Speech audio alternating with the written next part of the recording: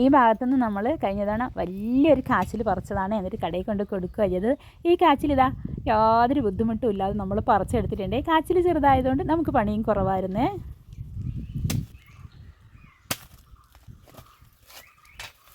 ഒരു വലിയ കഷ്ണം നമ്മളിവിടെ തന്നെ നട്ട് കൊടുക്കുന്നുണ്ട്. കുറച്ച് ചപ്പും ചവറും മണ്ണൊക്കെ ഇട്ട് വെച്ചിട്ട് മഴ പെയ്യുമ്പം കുറച്ച് ചാണകപ്പൊടിയും കൂടി ഇട്ടാൽ നമുക്ക് അടുത്ത വർഷം പറിക്കാതിരിക്കുകയാണെങ്കിൽ പിന്നത്തെ വർഷം വലിയ കാച്ചിൽ പറിക്കാവേ. ഇത് നമ്മൾ കഴിഞ്ഞ വർഷം നട്ട കാച്ചിലായിരുന്നു. അപ്പോൾ അധികം ഒന്നുമില്ല, ഇത്രയേ ഉള്ളൂ കേട്ടോ. എന്നാലും 2-3 ദിവസത്തേക്കുണ്ട്. നമ്മൾ കാച്ചിൽ ചെത്തിയെടുത്ത് ചെറിയ കഷ്ണങ്ങളാക്കി കുക്കറിലിട്ട് വെള്ളവും ഉപ്പും കൂടെ ചേർത്ത് അടച്ച് വയ്ക്കുന്നുണ്ട്. 2 വിസിലടിക്കുമ്പോഴത്തേക്കും നമ്മുടെ കാച്ചിൽ അടിപൊളിയായിട്ട് വെന്ത് കിട്ടും. ഇനി നമുക്ക് കാന്താരി മുളക് പറിക്കാം. നമ്മുടെ കുഞ്ഞി കാന്താരിയാണേ, പറിച്ചിട്ട് കുറേ നാളായി. ഇതിൻ്റെ മുകളിൽ നിന്ന് നല്ല അടിപൊളിയായിട്ട് മൂത്ത് നിൽക്കുക കേട്ടോ.